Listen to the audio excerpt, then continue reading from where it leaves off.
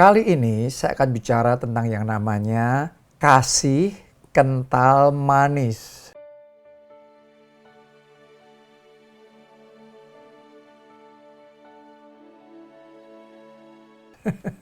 Apa itu artinya kasih kental manis? Selama ini kan kita lebih kenal, lebih familiar dengan istilah susu kental manis. Ya kalau susunya encer, rasanya hambar, nggak enak. Saudara dan saya, kebanyakan orang ya lebih suka yang susunya yang kental manis. Ya demikian pula bahkan lebih dari itu dengan kasih. Kasih itu saya sebut sebagai kasih kental manis. Artinya kasihnya mesti kerasa. Kasihnya itu mesti bisa dinikmati, bisa sungguh-sungguh nyampe. Itu mesti tebal kasihnya, itu padat kasihnya. Jangan sampai tanpa kita sadari kasih menjadi hambar. Kasihnya jadi tipis. Masih di dalam keluarga, suami masih mengasihi istri, istri masih mengasihi suami, tapi kayaknya kasihnya sudah hambar. Sudah nggak kerasa lagi. Berapa banyak orang juga antara orang tua sama anak, mertua menantu masih ya mengasihi sih. Tapi kayak seolah-olah jauh banget. Hubungannya berjarak. Kayak nggak ada kedekatan, nggak ada kekompakan, nggak ada kita itu kayak enjoy, kita itu ngerasa keluarga banget, ya. Jadi kasihnya tanpa sadar sudah menjadi hambar. Nah, saya berdoa melalui sharing firman Tuhan hari ini, kasih di dalam keluarga kita dipertebal kembali menjadi kasih kental manis, oke? Demikian pula halnya di dalam pelayanan. Demikian pula halnya di dalam hubungan persahabatan. Demikian pula halnya di dalam kelompok sel. Demikian pula halnya di dalam gereja. Kita perlu pertebal kasih kita sehingga nggak encer. Kasihnya nggak tipis. Kasihnya nggak menjadi tawar. Nggak menjadi hambar. Ya, kita mau kasih yang tebal. Kita mau di dalam kelompok sel itu kita bisa ngerasakan benar-benar kayak rasa kekeluargaannya, kehangatannya, kesatuannya, kesehatiannya itu kerasa banget. Saling mendukungnya, bahu-membahunya, saling mendoakannya itu benar-benar kerasa banget. Ya, kalau sudah kayak gitu, firman Tuhan ngomong gini loh saudaraku. Ya, sungguh alangkah baiknya. Sungguh alangkah indahnya bila saudara seiman hidup rukun bersama. Kesanalah berkat-berkat Tuhan perintahkan untuk datang.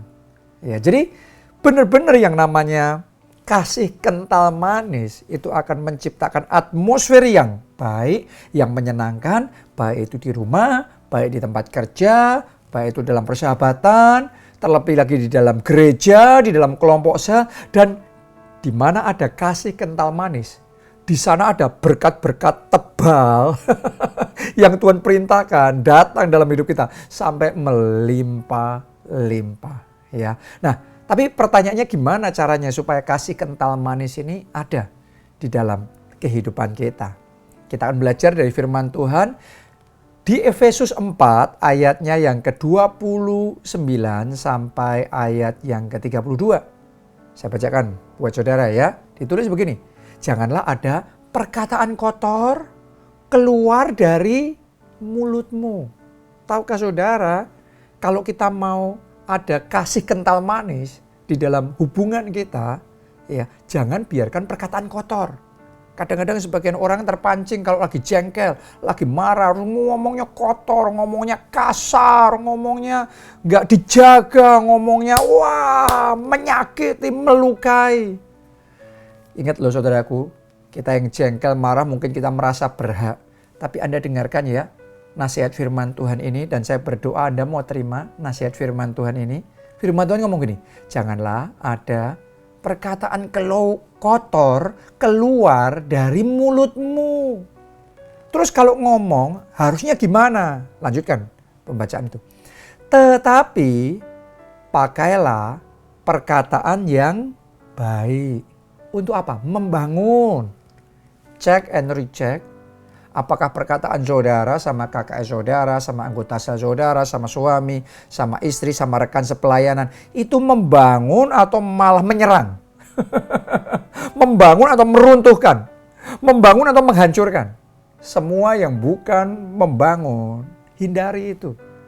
Ya, firman Tuhan ngomong, pakailah perkataan yang baik untuk apa? Membangun. Kalau kita berkata-kata, biarlah itu untuk membangun tim kita, membangun kesatuan, membangun damai sejahtera, membangun kekompakan. Oke, di mana perlu supaya mereka yang mendengarnya beroleh kasih karunia. Jenis perkataan seperti ini yang menciptakan atmosfer yang luar biasa sehingga ada kasih kental manis tercipta. Melalui apa? Perkataan yang membangun. Terus kemudian ketika orang lain mendengar, mereka menerima kasih karunia. Coba cek ya, waktu saudara di kelompok sel, kalau saudara ngomong, orang lain dapat rema atau malah orang lain jadi marah. Orang lain terinspirasi atau malah orang lain jadi down dalam hatinya. Orang lain merasa termotivasi, menyala semangatnya, atau malah orang lain jadi kepahitan, kecewa, sakit hati.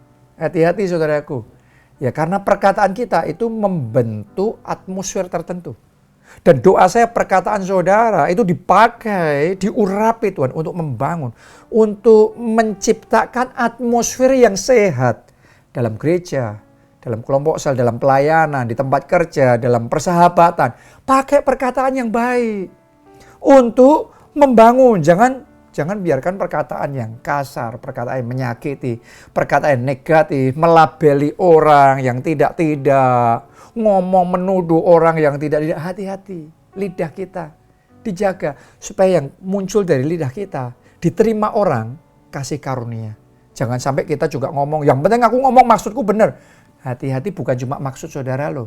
Firman Tuhan ngomong, supaya orang yang mendengar perkataan kita beroleh kasih karunia. Bukan cuma maksud hati kita harus baik, tapi orang nerimanya pun juga perlu baik. Kita harus upayakan supaya kita ngomong dengan cara sedemikian rupa sehingga keterimanya di hati orang lain itu baik. Dia terima kasih karunia. Jadi saya mau ngomong buat para staf gembala, buat para ketua kelompok sel, kalau saudara mimpin sharing dalam kelompok sel saudara, biarlah perkataan saudara itu perkataan yang mendatangkan rema, kasih karunia, membangkitkan semangat, menyembuhkan yang terluka, menginspirasi, memotivasi. Saya ajak juga anggota kelompok sel, kalau lagi sharing, jangan malah perkataannya malah saling menuduh, saling menyakiti, fitnah, gosip, ngomong negatif. No, itu merusak atmosfer. Itu tidak diperkenankan. Ngomong kotor, ngomong yang meruntuhkan, ngomong yang negatif. Itu tidak diperkenankan. Hari ini terima nasihat firman Tuhan. Pakai perkataan untuk membangun supaya mereka yang mendengar beroleh kasih karunia. Oke, mari kita lanjutkan ayat yang berikutnya. Dan janganlah kamu mendukakan Roh Kudus Allah yang telah memeteraikan kamu menjelang hari penyelamatan. Oke, jadi penting sekali buat kita, jangan sampai kita jaga ya, jangan sampai hidup kita, perkataan kita, sikap kita, terus tindakan kita dengan saudara seiman yang lain itu mendukakan hati Tuhan. Coba Anda doa sama Tuhan, apa yang Anda lakukan di kelompok sel, apa yang Anda lakukan dalam pelayanan, apa yang Anda lakukan di dalam keluarga saudara, di dalam tempat kerja saudara, di dalam hubungan di sekeliling saudara. Itu hal-hal yang menyenangkan hati Tuhan atau mendukakan hati Tuhan. Ya. Karena kalau saudara mau kasih kental manis ini terbangun di dalam hidup kita, lakukan hal-hal yang menyenangkan hati Tuhan. Allah sumber segala kasih itu akan melimpahkan kasihnya lebih dan lebih lagi dalam hidup kita sehingga benar-benar kita bisa merasakan kasih Allah yang kental manis, kasih Allah yang berlimpah-limpah, kasih Allah yang nikmat itu kita alami lebih dan lebih lagi di dalam kehidupan kita. Oke, ayat 31. Dengarkan ini nasihat firman Tuhan. Segala kepahitan, ingat ya saudara ya, kegeraman, perhatiin, kemarahan, pertikaian, dan fitnah hendaklah dibuang dari antara kamu. Demikian pula segala kejahatan. Kita cek ya, kepahitan, kegeraman, kemarahan, pertikaian. Saya mau tanya sama saudara, masih ada nggak ya di tim pelayanan kita? Masih ada nggak ya di kelompok sel kita? Masih ada nggak ya di gereja kita? Coba cek. Pahit hati, sakit hati, kecewa, dendam, amarah. Masih ada nggak ya di gereja kita? Masih ada nggak ya di rumah kita, di keluarga kita, di rekan kerja, di tempat kerja kita? Karena firman Tuhan ngomong, yang kayak gitu hendaklah dibuang. Fitnah, gosip, kejahatan dibuang. Jangan bangga kalau bertikai di kelompok sel. Jangan bangga kalau berkelahi di rumah. No. Jangan bangga kalau ikut menyebarkan gosip. Kamu tahu enggak? Itu pendeta yang satu itu begini begitu. Jangan bangga kalau saudara diajak orang ngobrol hal-hal yang tidak baik tentang orang lain. No. Tuhan ngomong itu nggak boleh dipelihara, nggak boleh dicerita-cerita, tapi dibuang. Fitnah, gosip, ngomongan negatif, dibuang. Bukan dipelihara, bukan didengerin, bukan disimpan, dibuang. Karena semuanya itu yang merusak kasih. Semuanya itu yang membuat kasih jadi hambar, jadi encer, jadi tawar. Sebaliknya, kalau yang kita kembangkan, kita kobarkan, itu adalah pengertian, pengampunan, ya saling mendukung, saling mengasihi, saling mendoakan. Itu yang akan mempertebal kasih. Itu sebabnya kasih di dalam rumah saudara, kasih di lingkungan kerja saudara, kasih di gereja bisa tebal, bisa kental, bisa tipis, bisa encer, tawar, hambar. Tergantung dari kita-kita yang di dalamnya. Kitanya membuang kecewa apa tidak? Membuang pertikaian apa tidak? Taat apa tidak sama firman Tuhan? Membuang perselisihan apa tidak? Membuang sakit hati apa tidak? Ini penting sekali. Ya, sehingga sungguh-sungguh mulai sekarang saya berdoa. Kasih kental manis ini ada di dalam hidup kita, dalam hati kita, dan di dalam pergaulan kita, hubungan kita dengan orang-orang yang di sekeliling kita. Oke, sekarang ayat yang terakhir, ayat 32. Tetapi, hendaklah kamu ramah seorang terhadap yang lain. Ternyata ramah itu sebuah perintah. Hendaklah kamu ramah seorang terhadap yang lain. Kita nggak bisa ngomong, oh bawaanku nggak ramah kok. Aku kalau ngomongan memang ceplos-ceplos menyakiti orang ya biasa ini bawaanku. No. Alkitab yang ngomong hendaklah kamu ramah. Ramah itu diperintahkan untuk kita lakukan. Kalau belum bisa ya belajar. Supaya bisa jadi ramah. Karena waktu kita ramah sama istri kita, sama suami kita, ramah sama anak, sama orang tua, ramah sama kakak, sama anggota sel, sama rekan sepelayanan, sesama jemaat di gereja. Waktu kita ramah, kasih itu dipertebal. Kasih itu diperindah, jadi manis. Ya, hendaklah kamu ramah seorang terhadap yang lain. Penuh kasih mesra. Ya, jadi bukan separuh kasih mesra. Bukan seperempat kasih mesra. Tapi penuh, kasihnya itu harus penuh. Hubungannya itu baik dan saling mengampuni. Anda mau kasih kental manis dalam keluarga saudara? Saling mengampuni. Itu tidak terelakkan loh. Ya kalau saudara berpikir bahwa apa itu namanya dalam hubungan, pokok kita ngelakuin semuanya benar maka terus nggak ada yang salah, terus semuanya akan berjalan dengan baik, nggak ada benturan.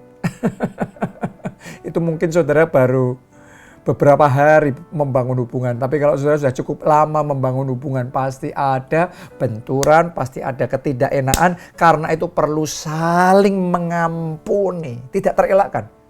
Mau kasih kental manis, harus saling mengampuni. Jadi hari ini saya ajak suami istri saling mengampuni. Pemimpin anggota saling mengampuni. Bapak anak saling mengampuni, sesama rekan saling mengampuni. Gimana caranya kita mengampuni? Sebagaimana Allah di dalam Kristus telah mengampuni kamu. Wow. Jadi kita disuruh mengampuninya bukan sekedar mengampuni asal ya sudah aku mengampuni terus kemudian kita diamin, kita musuhin dia. No.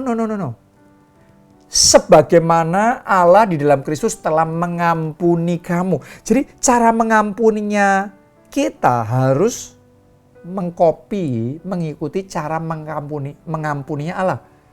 Kalau kita berbuat dosa, kita minta ampun, kita diampuni. Seperti itu juga kita mengampuni orang yang salah sama kita. Suamimu salah, ampuni. Istrimu salah, ampuni. Oke, rekan pelayananmu salah, ampuni. Orang yang Anda pimpin salah, ampuni. Bos saudara salah, ampuni. Saling mengampuni itu akan mempertebal kasih kental manis itu. Oke, nggak ada hubungan yang sempurna. Tetapi kasih akan menyempurnakan segala sesuatunya. Saya berdoa mulai sekarang. Kasih di dalam tim kita. Kasih di dalam hubungan kita dengan orang-orang sekeliling kita. Jadi kasih kental manis. Oke, salam keluarga Allah. Tuhan Yesus memberkati.